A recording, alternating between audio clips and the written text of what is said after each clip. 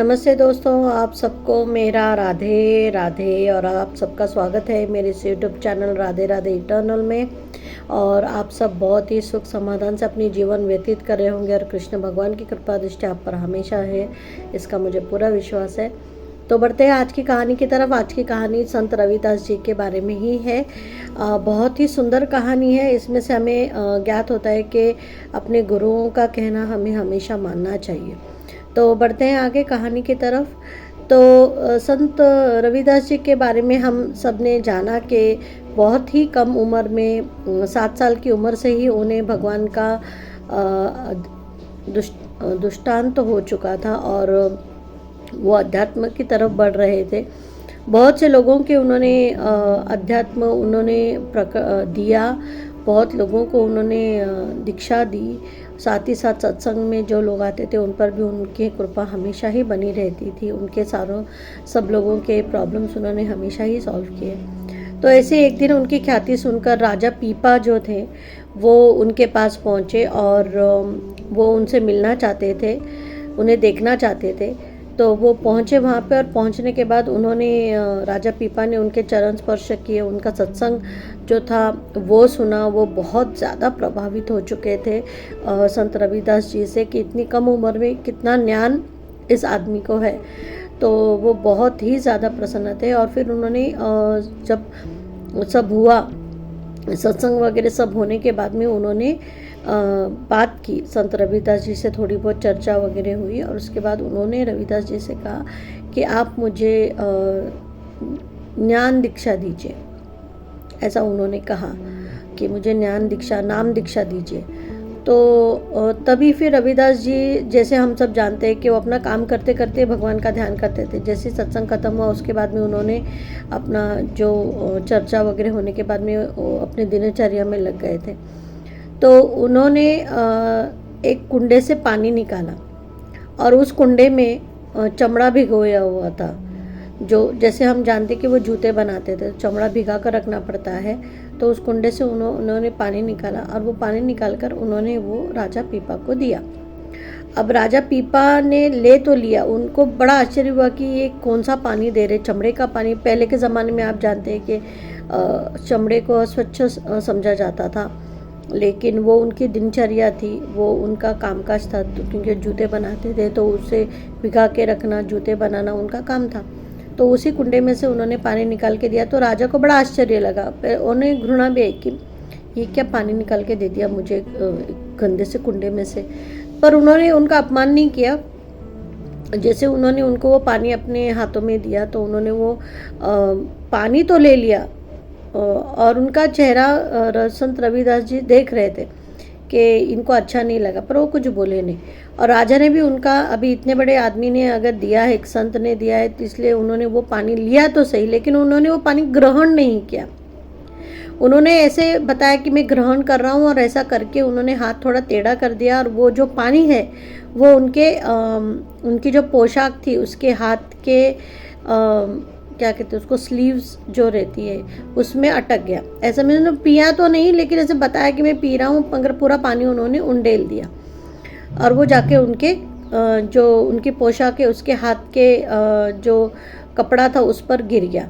अभी रविदास जी ने ये सब कुछ देखा, लेकिन उन्होंने राजा से कुछ भी नहीं कहा। फिर उन्होंने फिर से बैठे, वो चर्चा की वगैरह सब किया। अब राजा ने उनकी आज्ञा ली, वो अपने राजमहल में वापस आ गए। राजमहल में वापस आने के बाद में उन्होंने धोबी को बुलाया और उससे कहा कि ये कपड़ा गंदा हो गया है। हालांकि वो गंदा नहीं था, लेकिन पानी गिरा था और वो भी चमड़े के कुंडे का पानी था, तो उसके लिए वो अपवित्र था राजा के लिए। तो उसने कहा कि ये तुम लेके जाओ और इसको धोकर लाओ। तो उन्होंने कहा कि ठीक है महाराज, मैं लेकर जाके कल धोकर लेके आता हूँ। तो धोबी घर चला गया। घर जाने के बाद में उसने वो जो कपड़ा है वो उसकी बेटी से कहा कि बेटी, ये कपड़े पे ये दाग लगा हुआ है, ये देखो पानी का दाग है यहाँ पर, तो ये पानी के दाग को तुम हटाओ। अब पता नहीं उस बच्ची के मन में क्या आया, उसने क्या सोचा।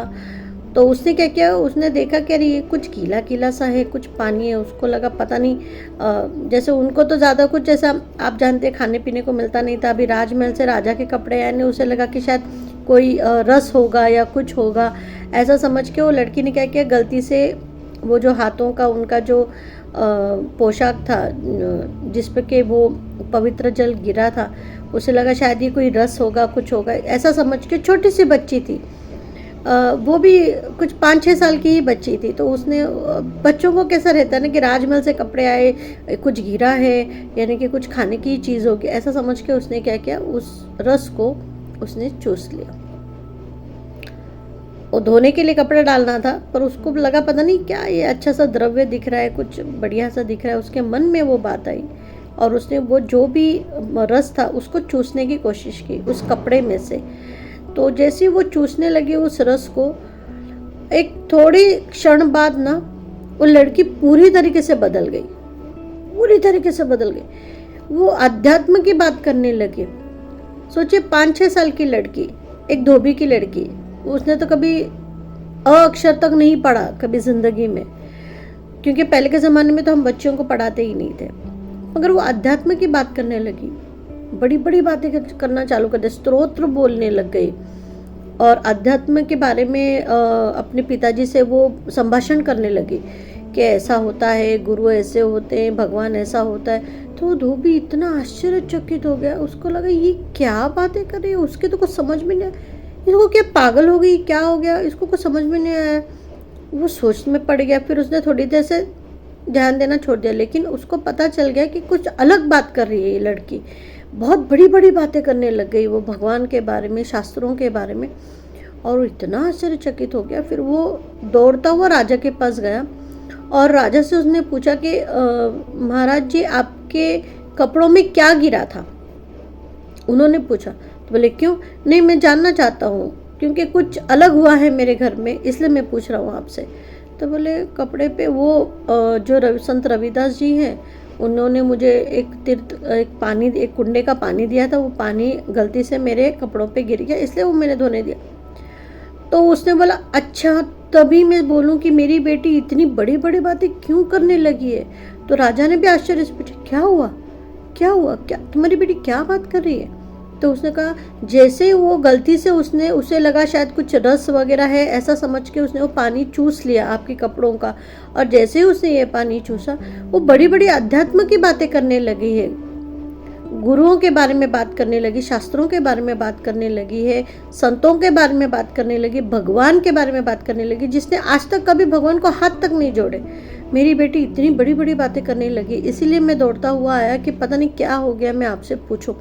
और जब ये बात राजा पीपा ने सुनी तो उन्होंने अपने सर पर हाथ मार लिया और बोला अरे ये मैंने क्या कर दिया, इसी के लिए तो मैं संत रविदास जी के पास गया था, यानी वो पानी पीकर मुझे ये सब ज्ञान मुझे मिलना चाहिए था, मुझे मिलता था, मैं आज शास्त्रों के बारे में ज़्यादा कुछ जान पाता था, मैं शास्त्रों के बारे में इतना कुछ ज्ञान रख सकता था, भगवान के बारे में। उन्हें इतना पश्चाताप हुआ, वैसे ही दौड़ते हुए वो संत रविदास जी के पास गए और उन्होंने उनसे माफ़ी मांगी कि मैंने जो कृत्य किया उसलिए मुझे माफ़ी दीजिए। तो रविदास जी ने बोला कि मैं जानता हूँ आपने ये कृत्य जानबूझकर किया, आपको लगा कि ये चमड़े का पानी है, पर ये चमड़े का पानी नहीं, ये पवित्र पानी था, अध्यात्म का पानी था।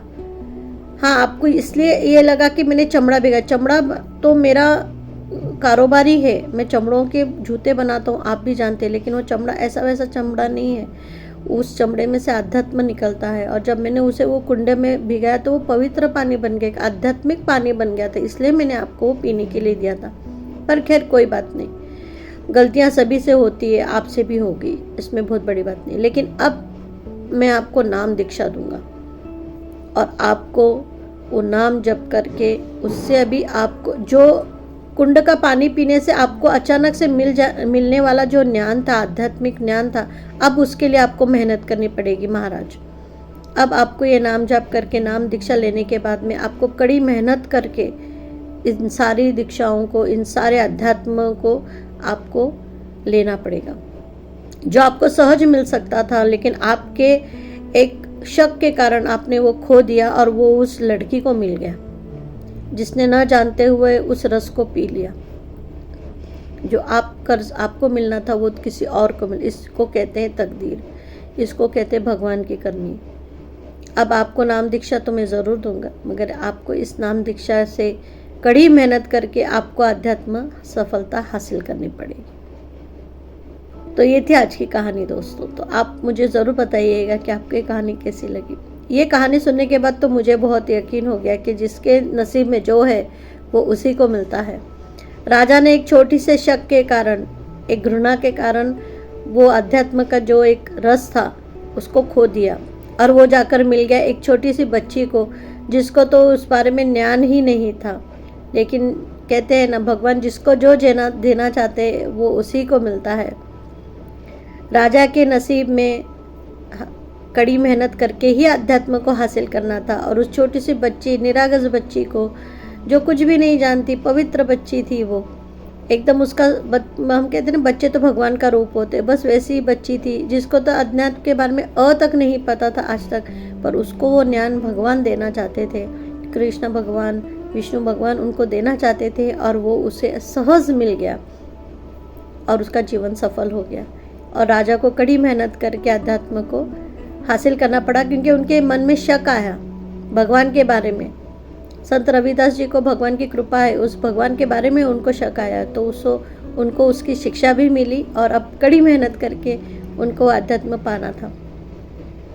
तो यही होता है दोस्तों, जिसके नसीब में जो होता है वही उसको मिलता है। भगवान जिसको जो देना चाहते हैं उसी को देते हैं। आप कितना भी मेहनत कर लो, अगर आपके नसीब में है तो आपको यूं ही मिल जाएगा, अगर नहीं है तो कड़ी मेहनत करने के बाद भी कभी कभी हमें सफलता हासिल नहीं होती है।